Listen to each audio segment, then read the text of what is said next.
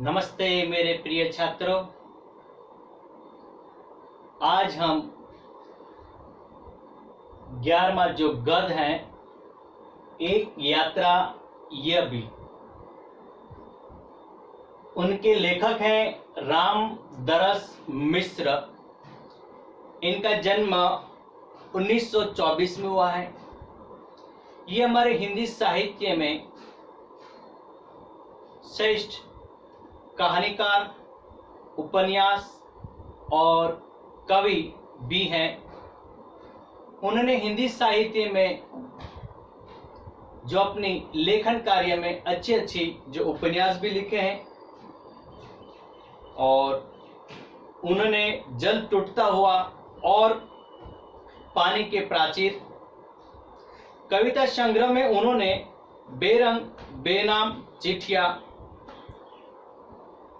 पक गए हैं धूप, जुलूस कहां जा रहा है, आम के पत्ते, काव्य संग्रह की, और वसंत का एक दिन, और उन्हें हिंदी संस्थान के भारतीय पुरस्कार से भी उन्हें प्रतिष्ठित किया गया है, उनसे सम्मानित किया गया है। जो एक यात्रा ये भी है, रिक्शा वाले के जो परिचित होने के बाद उनके जो जीवन में घटित घटना पर ये गद्य में है, और हमें अपने दुष्ट कर्म देखकर वो जीवन के उतार चढ़ाव आते हैं, और हमें कभी भी ऐसे दुख भरी स्थिति में हमें अपने प्रेरणा भी कभी मिलती है, लेकिन हमें उस कार्य के तौर पर हमेशा अपना कार्य निरंतर कार्य करना चाहिए, और आत्मीयतापूर्ण संबोध से हमें खूबी हो उसे भूल देना चाहिए। और अत्यंत प्रेरक के रूप में उन्होंने अपनी जो बात बताते हुए ये भी कहा है कि प्रस्तुत कहानी एक रिक्शा वाले से संबंधित है, और शिक्षित रिक्शा वाले के इंसानियत से भरा हुआ ये दिल है, और वह संकट में पड़ी हुई कई एक युवती से विवाह कर लेता है, और स्त्री के प्रति रिक्शा वाले युवक का जो मानवीय दृष्टिकोण और उनके सवारी करने वाले पति पत्नी की उनकी जो भय आत्मीयता हमारे दिल छू लेते हैं। उनके जीवन में कष्ट आते हैं विवाह करने के बाद भी। तो इस कहानी में एक यात्रा ये भी में कुछ शब्द है नवागत। यात्रा भीरु यानी यात्रा करने से डरने वाला, यात्रा करने से डरने वाला। फिर संकोच यानी हिचकिचाहट, अवांछित यानी न चाही हुई, बदहवास यानी विकल, घिघियाना यानी करुण स्वर में प्रार्थना करना, खुसट का अर्थ है अप्रिय, मसीहा यानी देवदूत, निबाह का अर्थ यानी गुजार या निर्वाह करना। और इस गद्य में शब्द समूह के लिए एक शब्द लिखना है। अधिक उम्र का व्यक्ति यानी अधेड़, जिसमें प्रेम न हो यानी अप्रीतिकार, मेहनत की कमाई यानी मेहनताना। तो दोस्तों, इस एक यात्रा यह भी उनके पाठ का सार इस तरह से मैं आपको बताऊं तो ऑटो वाले ने लेखक की जो मुलाकात होती है, तो लेखक अपनी पत्नी के साथ ग्वालियर से एक डॉक्टर से मिलने आया था। स्टेशन पर उतरने ही कई ऑटो वाले कहीं वहां पर थे और बहुत सारे जो ऑटो वाले थे उन्होंने पूछ रहे थे, बोले साहब कहाँ जाना है, कहाँ पे आपको ले जाऊं। बहुत सारे उनको सवाल करते हैं। ऑटो वाले उसके पीछे पड़ गए थे।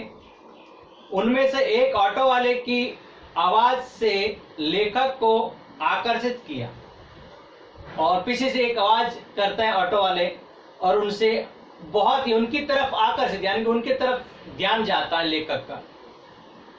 उनके ऑटो पर बैठकर वह डॉक्टर के क्लिनिक पहुंचा तो पता चला कि डॉक्टर ने क्लिनिक की जगह बदल दी गई है और जहां पे लेखक को पहुंचना था, लेकिन वहां पे पहुंचते डॉक्टर के क्लिनिक पर, लेकिन जो क्लिनिक थी डॉक्टर की वो बदल गई थी, दूसरी जगह पे तैनात कर दी थी।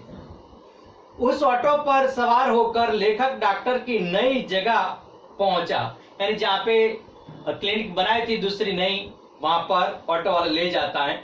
ऑटो वाला बाहर उसका इंतजार कर रहे थे, उनका वेट करने इंतजार करते हैं और 1 घंटे बाद लेखक बाहर आया तो अपना इंतजार करते ऑटो वाले को देखकर उसे आश्चर्य हुआ और लेखक वहां पे अंदर डॉक्टर के पास जाते क्लिनिक पर, लेकिन जब वो आते हैं तो इंतजार करता है ऑटो वाला। ये देखकर लेखक को बहुत आश्चर्य में पड़ जाते हैं। उसे लगा कि ये ऑटो वाला दूसरे ऑटो वाले से कुछ अलग लगता है और मैंने इतने बहुत सारे ऑटो वाले देखे, लेकिन ये ऑटो वाले कुछ अलग ही हैं। ऑटो वाले ने अपना नाम मोहन बताया। लेखक ने पूछा आपका नाम क्या है, तो उसने बताया साहब मेरा नाम मोहन है। उसने लेखक को अपना फोन नंबर दिया और जहाँ पे जाते समय उनको कहा कि साहब ये मेरा नंबर है, फोन नंबर, और कभी जरूरत हो मुझे बुला लेना। होटल में विशेष परिचय दिया कि लेखक एक होटल में ठहरा था, दूसरे दिन उसे शहर में घूमना था और इतने दूर आए थे ग्वालियर, तो उनका मन कर रहा था लेखक के चलो मैं यहाँ पे ठहरने वाला हूँ तो इस शहर को मैं जरा घूम लेता हूँ। मोहन होटल पर आया तो लेखक ने उसे चाय पीने के लिए अपने कमरे में बुला लिया और उनको फोन करके मोहन को बुलाते हैं, ऑटो वाले को, और अंदर कमरे में बुलाते हैं, उनके साथ वो चाय के लिए भी बुलाते हैं। मोहन की आप बीती, यानी कि उनकी घटित जो घटना के बारे में पूछते हुए बताते हैं कि बातचीत में मोहन लेखक को बाबूजी और उनकी पत्नी का अम्मा कहकर संबोधित करते थे और लेखक को हमेशा बाबूजी के नाम से पुकारते थे मोहन, और उनकी पत्नी को अम्मा के नाम यानी अम्मा के संबोध से पुकारता था। उसने लेखक को बताया कि वह आगरा का रहने वाला है और उनके माता पिता को उसे बचपन में ही छोड़कर चल बसे, मतलब यानी बताया कि मैं आगरा का रहने वाला हूं और मेरे बचपन में ही मेरे मम्मी पापा अल्लाह को प्यारे हो गए हैं। बड़े भाई ने उनकी परवरिश की, उनके जो बड़े भाई हैं उसने उनकी देखभाल की है। वह बीए पास हैं और ऑटो वाला यानी मोहन है वो बीए पास हैं। वह नौकरी की खोज में ग्वालियर आया था और उनका कि मैं पढ़ा लिखा हूं तो यहाँ पे नौकरी करने के लिए मैं यहाँ पर ग्वालियर में आया हूँ। एक दुखी लड़की की पुकार की बात करूं तो लेखक ने बताया कि वह नौकरी की खोज में इधर उधर भटक रहा था, तभी एक घटना घटित होती है। वो मैं घटना आपको बताता हूं कि एक परिचित लड़की ने उसे आवाज दी और अपने को बचाने के लिए सहायता मांगी, और जब एक जगह पे जाता था रास्ते में उसने एक लड़के ने उसे पुकार देते आवाज देते हैं कि मुझे आपकी सहायता यानी मदद मुझे करो। लड़की ने पिता उनकी शादी एक बुढ़े आदमी के साथ अधेड़ उम्र वाले के साथ उनकी शादी कराने के लिए तत्पर थे। लड़की को उसने शादी करने की अपेक्षा हुई, कुएं में गिरकर मर जाना बेहतर है, ऐसा वो लड़की सोच रही थी। मोहन की उलझन पड़ जाते हैं कि मोहन की भाभी उसकी शादी अपने बहन कराना चाहती थी और मोहन की जो भाभी हैं उनका इरादा यही था कि मोहन का विवाह मेरी बहन के साथ हो। उनकी भाभी का इरादा वही था और भाई का भी नाराज होने का भी डर था, क्योंकि इनके साथ मैं ब्याह करूंगा इस लड़की के साथ तो भी मेरे भाई भी नाराज हो जाएंगे। लड़की के माता पिता भी उस पर अपनी लड़की भाग ले जाने का केस कर सकती थी, लेकिन थानेदार ने समझाया सुलझाया कि मेरे पास ऐसी घटित घटना हुई है, तो अब मैं क्या करूं। तो थाने में जाते हैं। थानेदार ने लड़की को कुछ दिन तक नारी निकेतन के अंदर उनको रखवा दिया जाता है और लड़की से माँ बाप के खिलाफ शिकायत करते हैं और उनके पास लिख कर उनको दे देते हैं और लिखवा कर उनके पास जो थानेदार है उनके पास रखते हैं। और 15 दिन बाद उनके लड़की से मोहन की शादी करवा दी जाती है और बाद में मोहन के घर में जो निकाल दिया जाता है, क्योंकि उनकी शादी की थी, क्योंकि भाभी का मन उनकी बहन के साथ था और भाई भी नाराज हो गए थे। तो मोहन ने लेखक को बताया कि उसने भाई भाभी की मर्जी के विरुद्ध मैंने ये शादी की है, तो और उन लड़की भी दूसरी जाति की भी थी और हमारी जाति की थी नहीं, इसलिए भाई ने उसे घर से निकाल दिया गया। मुझे अब आगरा में उनका रहना मुश्किल हो गया था, इसीलिए वह पत्नी के साथ ग्वालियर आ गया था। यहाँ कोई नौकरी न मिलने पर उसने ऑटो चलाना शुरू कर दिया था और मैं यही सोच रहा था नौकरी तो मुझे मिल नहीं रही है, इसलिए मैं ऑटो चलाना शुरू कर दिया था। मोहन ने लेखक ने मोहन की जो प्रशंसा की, उनकी तारीफ की, क्योंकि लेखक ने मोहन की प्रशंसा करते हुए कहा कि वास्तव में तुम बहुत बड़े हो मोहन, और बड़े बड़े लोग तो नारी हित में बड़े बड़े लेक्चर देते रहते हैं और लोग हमेशा ऐसे भी होते हैं कि हमेशा किसी के नारी के बारे में तो पूरी भाषण सुना देते हैं लेकिन कुछ करते नहीं। लेकिन आप ऐसे नहीं हो, वाकई आपने नारी के बारे में बहुत सोचा और समझा है और उनके नारी के हित में अपना योग्य काम किया है।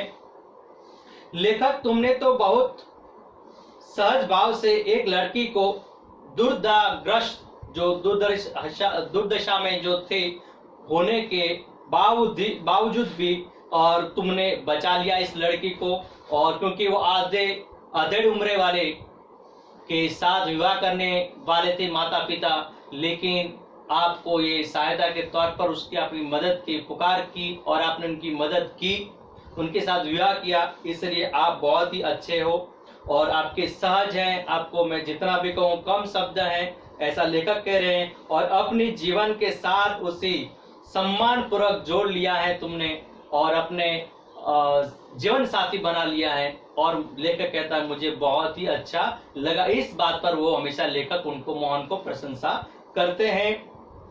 माँ बाप मिल गए ऐसी बात करते हुए कि वापसी में मोहन लेखक दंपति को स्टेशन पहुंचाने आया था, क्योंकि जो उनको कुछ समय के लिए ठहरने वाले थे लेखक ग्वालियर, और वो समय जब उनके घर पर जाने का था तो स्टेशन पर उनको पहुंचाने जाते हैं।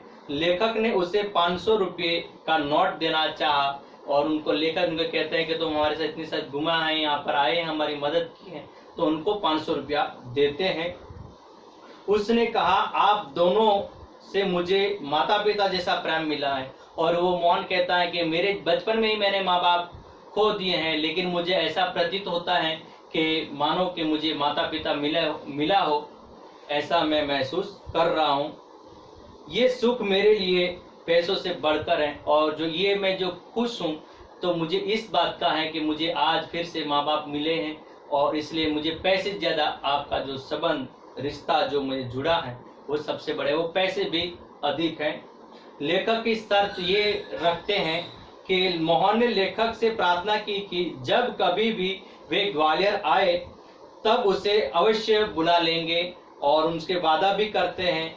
इस पर लेखक ने कहा कि यदि वह 500 रुपये लेना स्वीकार करे तो ही वे उसका आग्रह मानेंगे। और लेखक कहते हैं कि यदि जो आप हमारा स्वीकार करेंगे, जो हमारी मांग ये है कि आप हमारे जो 500 रुपया ले लो, तो ही कभी भी हम ग्वालियर आएंगे तो अवश्य आपको बुलाएंगे, और वही आपका मेरा ये आग्रह है। अंत में मोहन ने 500 रुपये ले लिए। उसके पूछने पर लेखक ने उसे अपना नाम सत्यकेतु के नाम से पुकारा। कहा कि मोहन ने उससे पूछा कि आपका नाम क्या है, तो उन्होंने बताया कि मेरा नाम सत्यकेतु है और पत्नी का नाम है कामना बताए हैं। और उनको लेखक उनको बताते हैं कि मेरी पत्नी का नाम कामना है और मेरा नाम सत्यकेतु है। विदा लेते हुए यानी कि यहाँ से विदाई लेते समय वहां से विरह में यानी कि अलग होने से स्टेशन जाते हैं अपने घर पर, तो विदा होते समय लेखक ने मोहन की आंखों में गहरा अपनापन हो ऐसा महसूस होता था लेखक के अंदर। इसलिए यहाँ पे लेखक ने इस कहानी का शीर्षक एक यात्रा ये भी इनका नाम दिया गया है। तो दोस्तों, ये जो एक यात्रा ये भी है, लेखक ने अपने जीवन की घटित एक घटना हमारे समक्ष प्रस्तुत की है। तो ये मेरे प्रिय दोस्तों, मेरे प्रिय छात्रों, यहाँ पर ये जो गद्य है यहाँ पर पूर्ण होता है।